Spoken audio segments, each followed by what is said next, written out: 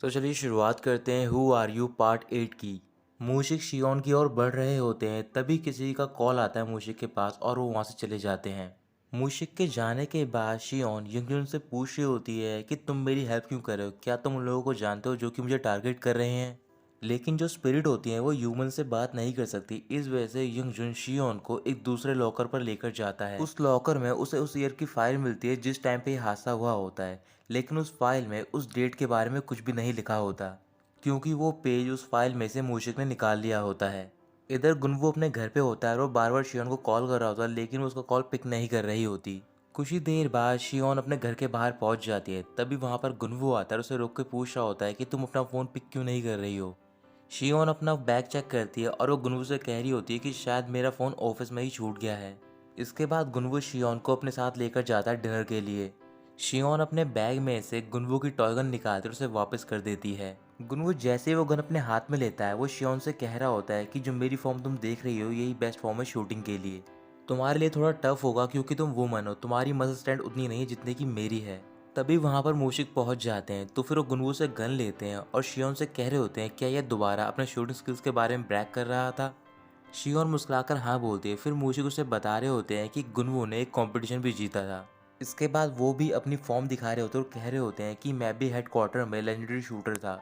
ये सुनने के बाद शियोन को यंगजुन के बारे में याद आता है और वो मूशिक से पूछ रही होती है क्या आप डिटेक्टिव यंगजुन को जानते हो। मूशिक मना कर देता है। फिर शियोन कह रही होती है कि यंगजुन भी आज से 6 साल पहले हेडक्वार्टर में था। गुनवो मूशिक से कह रहा होता है कि आप भी तो हेडक्वार्टर में थे। तभी मूशिक गुनवो को समझा रहा होता है कि उस टाइम पर मैंने 6 महीने की लीव ली थी। अगर कोई यंगजुन नाम का डिटेक्टिव होगा भी तो फिर मैं उससे मिला नहीं होऊंगा। इसके बाद वो तीनों ड्रिंक करना स्टार्ट कर देते हैं। तो फिर गुनवू शियोन से पूछ रहा होता है कि आप अभी थोड़ी देर पहले कहाँ गई थी।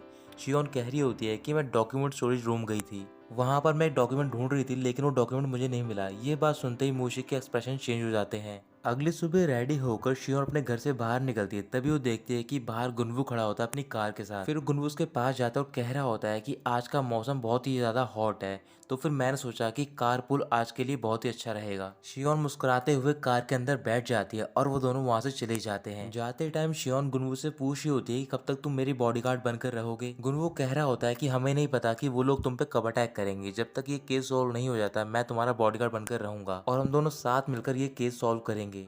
थोड़ी देर बाद वो दोनों ऑफिस में पहुंच जाते हैं।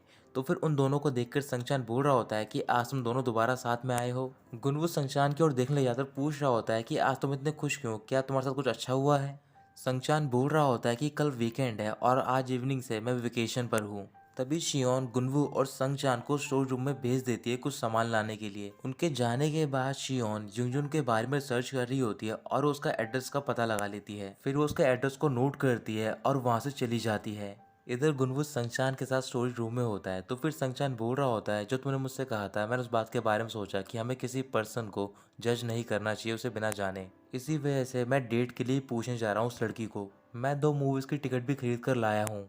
शियोन ने वो एड्रेस ढूंढ लिया होता है और वो घर के बाहर खड़ी होती है। तभी वो देखती है कि वहाँ पर एक बॉक्स लगा हुआ होता है और उस बॉक्स के अंदर घर की कीज होती हैं। फिर वो बाहर का डोर ओपन करके अंदर जाती है और जो भी रूम होता है अंदर का उसे देख रही होती है बाहर से ही। कुछ देर बाद शियोन वापस ऑफिस में पहुंच जाती है। तो फिर वहां पर संगचान शियोन से बोल रहा होता है कि आपको पता है कि गुनवू ने शूटिंग कंपटीशन जीता है। शियोन गुनवू से कह रही होती है क्या तुम इन दोनों के सामने भी ब्रैग कर रहे हो अपने शूटिंग स्किल्स के बारे में। तभी संगचान शियोन को गुनवू के पास लेकर जाता है और वहां पर गुनवू की फोटोज दिखा रहा होता है कंपटीशन की। गुनवू के हाथ में एक ट्रॉफी होती है। उस ट्रॉफी को देखकर शियोन को याद आ रहा होता है कि आज वो जिस घर में गई थी उसने उस घर में इसी ट्रॉफी को देखा था। शियोन चुपचाप अपने डेस्क पर जाती है और वहां पर कंपटीशन के बारे में सर्च करती है। सर्च करने के बाद उसे कंपटीशन की एक फोटो मिलती है और उस फोटो में यंगजुन और मूशिक साथ में खड़े हुए होते हैं। ये देखकर वो सरप्राइज हो जाती है क्योंकि जब उसने कल रात को मूशिक से पूछा होता है यंगजुन के बारे में, तो फिर मूशिक ने मना कर दिया होता है कि वो यंगजुन को नहीं जानता है। इसके बाद वो मूशिक से मिलने जा रही होती है। तभी वो देखती है कि मूशिक बाहर जाता है और एक टैक्सी में बैठकर कहीं जा रहा होता है। शियोन भी एक टैक्सी को पिक करती है और वो मूशिक का पीछा कर रही होती है। मूशिक का पीछा करते हुए शियोन एक चर्च में पहुंच जाती है। जैसे ही मूशिक चर्च में पहुंचता है उसके पास गुनवू का कॉल आता है और वो उससे पूछ रहा होता है कि आप कहाँ पर हो। मूशिक गुनवू से कह रहा होता है कि मैं चर्च में हूँ और तुम मेरे बारे में चिंता मत करो, बल्कि तुम्हें चिंता करनी चाहिए शियोन के बारे में। फिर गुनवू मूशिक को बता रहा होता है कि शियोन ऑफिस में नहीं है, वो बाहर गई हुई है। ये सुनकर मूशिक कॉल कट कर देता है। तो फिर जो गुनवू होता है वो शियोन के डेस्क पर जाता है और वहाँ पर उसके डेस्कटॉप पे वो कंपटीशन की फोटो देख लेता है जिसमें मूशिक और युंगजुन साथ में खड़े हुए होते हैं। कुछ देर तक बैठने के बाद मूशिक जब वहाँ से जा रहा होता है तो फिर वो शियोन को देख लेता है। शियोन मूशिक के पास जाती है और उसे वो फोटो दिखा रही होती है कंपटीशन की। मूशिक शियोन से कह रहा होता है कि आज से 6 साल पहले मैं युंगजुन का पार्टनर था और हम दोनों केस पे काम कर रहे थे। हमें एक ट्रैफिकिंग के बारे में खबर मिली थी तो फिर मैं पोर्ट पे गया था उसे पकड़ने के लिए। इसी वजह से मैंने युंजन को कॉल किया था ताकि वो मेरे साथ यहाँ पर आ जाए, लेकिन जब वो आया तो फिर उसने मेरी तरफ एक गन पॉइंट कर दी और मुझसे कहने लगा कि जितना भी यहाँ पर सारा माल है उसे जाने दूं मैं। लेकिन मैं नहीं माना, जिस वजह से युंगजुन ने मेरे पैर पे शूट कर दिया और मैं वहीं पर बेहोश हो गया। इसके बाद मुझे नहीं पता कि वहाँ पर क्या हुआ। तो फिर शियोन मूशिक से बोल रही होती है कि मैं वहाँ पर क्या कर रही थी। मूशिक बोल रहा होता है कि मुझे नहीं पता कि तुम वहाँ पर क्या कर रही थी, लेकिन मैं पूछना चाहता हूँ कि तुम्हारा युंगजुन के साथ क्या रिलेशनशिप है। वहीं पास में गुनवू भी खड़ा होता है और उन दोनों की बातें सुन रहा होता है। फिर रात को शियोन अपने घर पे होती है तो फिर गुनवू से बाहर मिलने के लिए बुलाता है। जब वो उससे मिलने के लिए पहुंच जाती है तो फिर गुनवू शियोन से कह रहा होता है, मैंने इमेजिन भी नहीं किया था कि मूशिक आज से 6 साल पहले युंगजुन से मिले थे। मूशिक मेरे फादर की तरह है, इस वजह से मैं उन पर बहुत ज़्यादा बिलीव करता हूँ और वो ऐसे पुलिसमैन है जो कि बहुत ज़्यादा ऑनेस्ट हैं।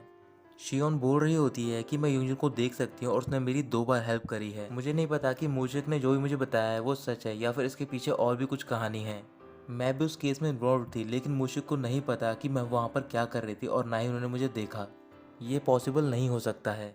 गुनवू थोड़ा गुस्से में आता है और वो कह रहा होता है कि मैं मूशिक का बिलीव करूंगा, ना कि किसी ऐसे पर्सन का जो मर चुका है और ना ही तुम उसे अच्छी तरीके से जानते हो। ये कहकर वो वहाँ से चला जाता है। उसके जाने के बाद शियोन कह रही होती है कि मैं भी यही चाहती हूँ कि जो तुम सोच रहे हो वही सच हो।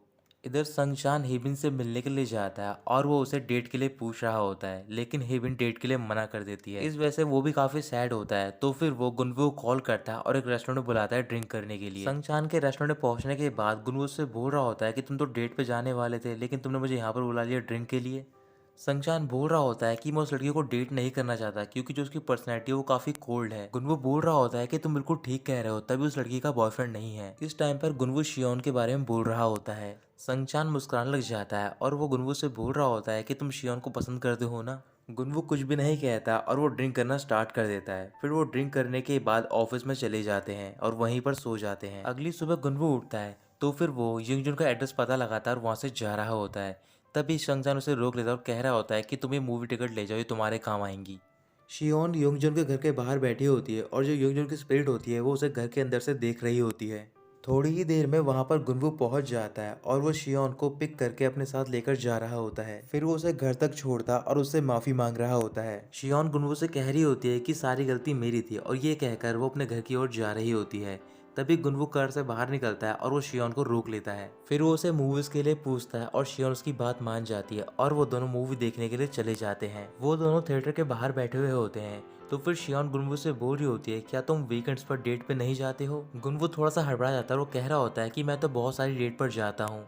शियोन गुनवू की तरफ देखकर मुस्कुरा रही होती है और कह रही होती है, क्या तुम संगचान के साथ डेट पर जाते हो या फिर मूशिक के साथ। गुनवू कुछ भी नहीं कहता। फिर वो पॉपकॉर्न खरीद कर लाता और वो दोनों साथ में थिएटर के अंदर जा रहे होते हैं। शियोन काफी ज्यादा खुश होती है। तो फिर वहीं पास में युंगजुन खड़ा होता है और वो उन दोनों को देख रहा होता है। युंगजुन याद कर रहा होता है कि जब वो शियोन को डेट कर रहा था तो फिर वो दोनों भी ऐसे ही मूवीज देखने के लिए जाते थे और तब शियोन भी काफी खुश रहा करती थी। गुनवू शियोन थिएटर के अंदर पहुंच जाते हैं और मूवी स्टार्ट हो चुकी होती है। फिर गुनवू अपने चारों ओर देखता है कि वहाँ पर जितने ही लोग बैठे होते हैं वो सारे कपल्स होते हैं। इस वजह से गुनवू थोड़ा थोड़ा करके शियोन के पास जाने की कोशिश कर रहा होता है और अपना हाथ उसके शोल्डर पर रख रहा होता है, लेकिन वो उस कोशिश में नाकामयाब रहता है।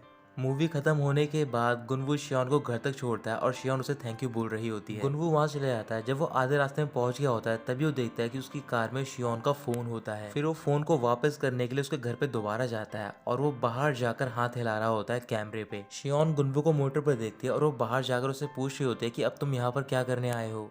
गुनवू अपनी पॉकेट में से फोन बाहर निकालता और कह रहा होता है कि मेरी कार में छूट गया था। शियोन फोन को देखकर बोल रही होती है कि ये तो मेरा फोन है। फिर वो फोन छीनने की कोशिश कर रही होती है, लेकिन गुनवू से छीनने नहीं देता। एक दूसरे से फोन छीनने की वजह से वो दोनों काफी करीब आ जाते हैं। तो फिर अचानक से शियोन गुनवू से थोड़ा दूर हो जाती है। गुनवू शियोन से आईडी मांग रहा होता है, लेकिन शियोन कहती है कि मेरे पास आईडी नहीं है। तो फिर गुनवू कह रहा होता है मैं फोन लेकर जा रहा हूँ और तुम्हें ये फोन नहीं दूंगा मैं। शियोन रिक्वेस्ट कर रही होती है तो फिर गुनवू नहीं मानता और वो कह रहा होता है कि मैं तुम्हें फ्री में मोबाइल नहीं दूंगा। अचानक से शियोन मुस्कुराने लग जाती है। फिर वो गुनवू के करीब जाकर उससे बोल रही होती है, क्या तुम्हें किस चाहिए।